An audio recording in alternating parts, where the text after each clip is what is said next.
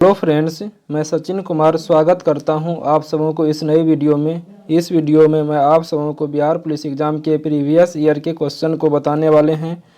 जैसा कि आप सब देख सकते हैं, बिहार पुलिस कांस्टेबल जी के प्रीवियस ईयर्स टेस्ट फर्स्ट। तो इसको हम स्टार्ट करते हैं।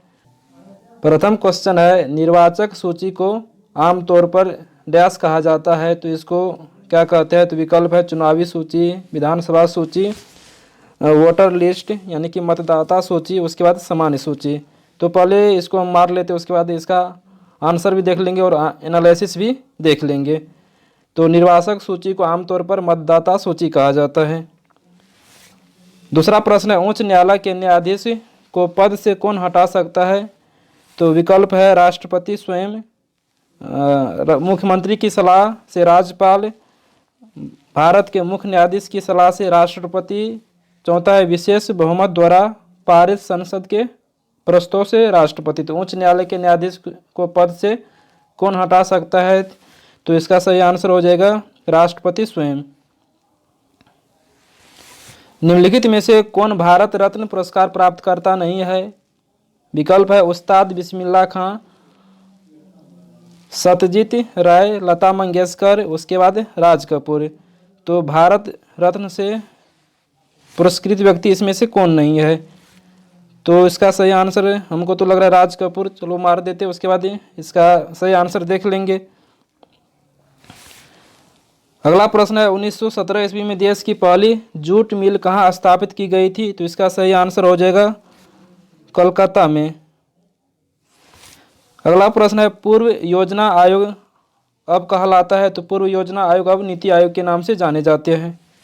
अगला प्रश्न है, खाद्य सुरक्षा से क्या तात्पर्य है? तो इसका सही आंसर हो जाएगा विकल्प पहले देख लेते, खाद्य उपलब्धता, भोजन तक पहुंच, भोजन की वहनीयता, उपयुक्त सभी। तो सही इसका उपयुक्त आंसर उपयुक्त सभी लग रहा है।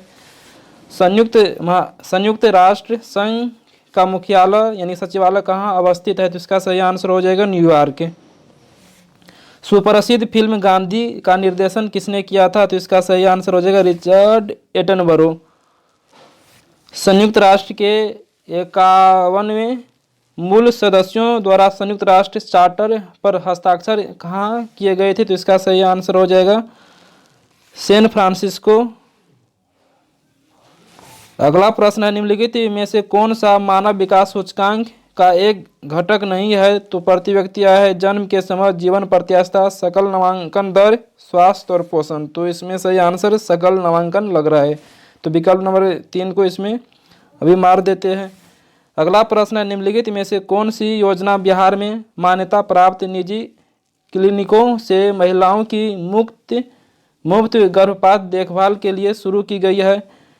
तो विकल्प है युक्ति योजना, बिहार मुख्यमंत्री कन्या उत्थान योजना, मुख्यमंत्री झुग्गी झोपड़ी महिला साक्षरता योजना, स्वाधार गृह योजना। तो इसमें बिहार मुख्यमंत्री कन्या उत्थान योजना को चयन करते हैं, बाद में इसका आंसर देख लेंगे। कौन भौतिक पूंजी का उदाहरण नहीं है? तो यंत्र व मशीनें, भवन, कच्चा माल, शिक्षा व प्रशिक्षण। तो इसमें शिक्षा व प्रशिक्षण हो जाएगा। अगला प्रश्न, भारतीय संविधान के किस मौलिक अधिकार में कहा गया है कि मानव व्यापार, जबरन मजदूरी कराना और 14 वर्ष से कम उम्र के बच्चों को मजदूरी पर रखना अपराध है? तो शोषण के विरुद्ध अधिकार हो जाएगा।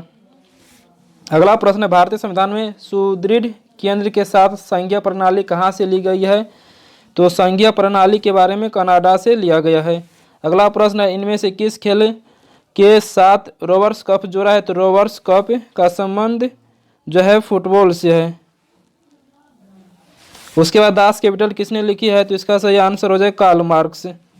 भूपट्टी में सर्वाधिक विस्तृत रूप से पाया जाने वाला तत्व है? तो इसका सही आंसर हो जाएगा, भूपट्टी में तत्व पूछ रहा है तो ऑक्सीजन हो जाएगा। सार्वजनिक वस्तु का क्या अर्थ है? तो इसका सही आंसर हो जाएगा, पहले विकल्प को देख लेते हैं, सरकार द्वारा उत्पादित एक वस्तु जिसका लाभ अविभाज्य रूप से पूरे समुदाय को मिलता है, एक सरकारी योजना जो गरीब परिवारों को लाभान्वित करती है, कोई भी वस्तु जो आम जनता के बीच बहुत लोकप्रिय है। तो विकल्प नंबर 2 के साथ अभी जाते हैं, तो बाद में आंसर इसका देख लेंगे। अगला प्रश्न है, आपूर्ति वक्र इनमें से किसके बीच संबंध दर्शाता है? तो विकल्प नंबर 3 के साथ चलते हैं, यानी कि मांग और मूल्य के साथ। अगला प्रश्न है, कर्नाटक में होने वाली ग्रीष्म ऋतु की वर्षा को क्या कहा जाता है? तो यह आम्र वर्षा कहलाती है। तो सेव एंड सबमिट कर देते हैं इसको। तो इसमें 4 गो गलत होता है और 16 गो सही होता है, और बिहार पुलिस में निगेटिव मार्किंग नहीं रहता है। तो आइए इसका एनालिसिस देख लेते हैं। पहला क्वेश्चन था, निर्वाचक सूची को आमतौर पर डैश कहा जाता है? तो यानी कि मतदाता सूची। और अगला प्रश्न है, उच्च न्यायालय के न्यायाधीश को पद से कौन हटा सकता है? तो इसका सही आंसर हो जाएगा विशेष बहुमत द्वारा पारित संसद के प्रस्ताव से राष्ट्रपति, यानी कि संशोधन के द्वारा उच्च न्यायालय के न्यायाधीश को हटा सकते हैं। भारत में निम्नलिखित में से कौन भारत रत्न पुरस्कार प्राप्त करता नहीं है? तो राज कपूर हो जाएगा। और इधर 3 को जो विकल्प है, तीनों को भारत रत्न से सम्मानित किया जा चुका है। लता मंगेशकर को भी, सत्यजीत राय को भी, उस्ताद बिस्मिल्लाह खान को भी। और उसके बाद भारत रत्न की स्थापना 2 जनवरी 1954 ईस्वी को हुआ था। कब हुआ था? 2 जनवरी 1954 ईस्वी को हुआ था। डिटेल आप सब खुद से भी पढ़ सकते हैं। अगला प्रश्न है, 1917 ईस्वी में देश की पहली जूट मिल कहाँ स्थापित की गई थी? तो कलकत्ता हो जाएगा। और अगला प्रश्न है, पूर्व योजना आयोग अब कहलाता है? तो नीति आयोग के नाम के से अब जाने जाते हैं। और डिटेल को आप सब खुद से भी पढ़ सकते हैं।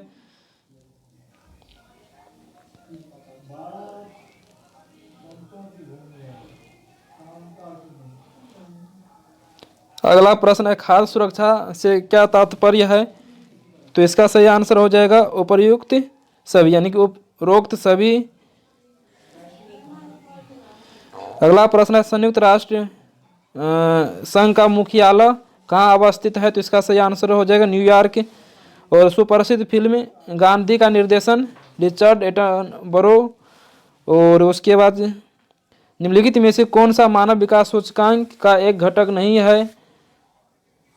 तो इसका सही आंसर हो जाएगा स्वास्थ्य और पोषण। निम्नलिखित में से कौन सी योजना बिहार में मान्यता प्राप्त निजी क्लिनिकों से महिलाओं की मुफ्त गर्भपात देखभाल के लिए शुरू की गई? तो इसका सही आंसर हो जाएगा युक्ति योजना। अगला प्रश्न है, कौन भौतिक पूंजी का उदाहरण नहीं है? तो इसमें इसका सही आंसर हो जाएगा शिक्षा व प्रशिक्षण।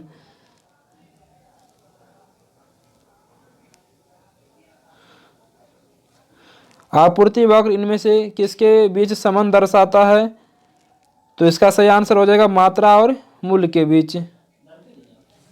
डिटेल को आप सब खुद से पढ़ सकते हैं। अगला प्रश्न है, कर्नाटक में होने वाली ग्रीष्म ऋतु की वर्षा को क्या कहा जाता है? तो इसका सही आंसर हो जाएगा आम्र वर्षा।